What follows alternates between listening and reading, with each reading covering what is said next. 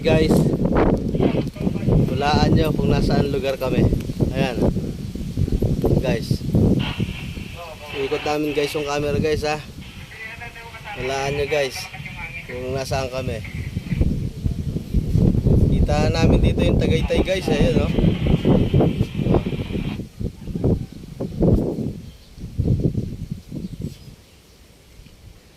Ayan guys, hula-hula lang kayo guys. Magsisend kami ng GCash. Comment kayo guys, tapos send kayo ng number ng GCash. Magpapadala kami pang gas. Ang gas na to, puro lang namang gas-gas. Sa mga viewers natin, mag-hi ka. Ano ba?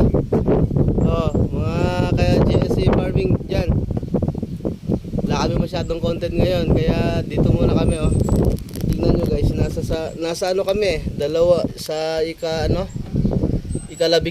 baitang. Ika-12 guys, gusali. Sa 12th floor kami, yari sa kahoy Ang galing ng gumawa nito. Shout out pala sa sa gumawa ng treehouse na to. Ang ganda.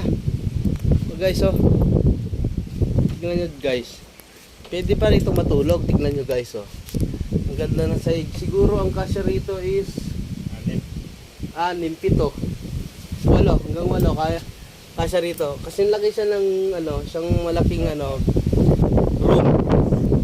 room, master bedroom. Ayan guys, ang daming nakaparada rito ng sasakyan. Meron pa doon guys, hindi ko lang kasi ma-zoom. Ayun may pick up. Meron doon, kung makikita nyo guys, itong pinakagitna na yon, yung may sign na yon na yung katabi ng Camry na yan guys. Ito, yon, yung itim na yan guys, yan is Porsche. Sports car yan ni ka-farming. Ito yung ating mga sa pagbablog namin, ito yung mga sasakyan namin napundar. So hanggang ngayon kahit susi wala kami. Nanaginip lang pala kami kagabi guys. So sensya na kayo guys. Akala namin kasi nakabili na kami sa aming pagbablog guys, ang ahangin, tignan nyo. So kapag dito ka nakatambay guys, makikita mo yung pavilion, yung malaking bahay dyan sa likod. Ayan Ayan guys, nakikita nyo guys, izoom ko guys Ayan Yan guys, yan sa baba nyan guys. Ito kasi yung taas na yan, kung nakikita nyo yung taas na yan, 2 room yan sa taas. Tapos yung baba na yan guys, yung puro salamin na yan, yung baba nyan dining area guys, napakalaki. So pwede ritong gawin siyang event place. Pwede sa wedding, pwede sa birthday. So kahit anong party pwede siya rito. Pero siyempre iba yung bayad doon. Kasi ngayon yung mga guest dito is puro overnight lang, tapos extend ng 1 night. Tapos pinakamatagal may 3 nights kami rito. So kung gusto nyo mag-book, mag-message lang kayo guys sa aming videos o sa aming Facebook page. Bisitahin nyo lang ang aming Facebook page para makilala nyo to. So guys, total wala naman nagko-comment at hindi nyo man sinasabi kung saan lugar, sasabihin na lang namin. Nasa Captain's Farmland kami guys, na ang daming guests. Yung mga sasakyan na yan guys, hindi yan sa amin, sa kanila yan, sa mga guys yan. Nagpipiling-pilingan lang kami guys, babaka sakali lang kasi kami. Kasi naginip kasi kami kagabi guys, sumahod daw kami sa Facebook page. Nagba-viral daw yung aming video, nakabaligtaran naman. Ang ganda ng panaginip namin guys Yung pala, na naginip kami sa sobrang init kasi nag-brand out.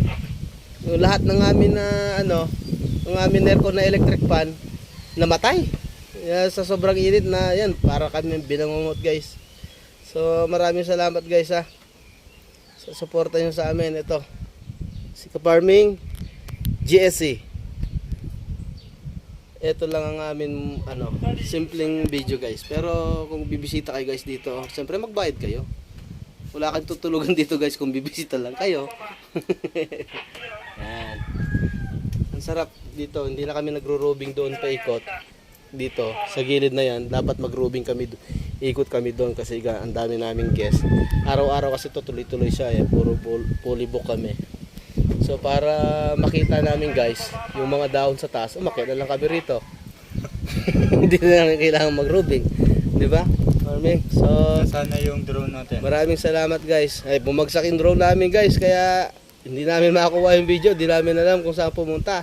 Mamahalin pa naman yung drone na bili namin. Alam niyo yung guys, yung E88 na drone.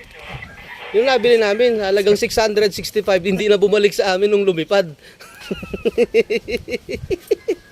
parang load yung nabibigkas ko, Easy Surf 99 na. So guys, pampag-good vibes lang to. So goodbye, maraming salamat sa inyo.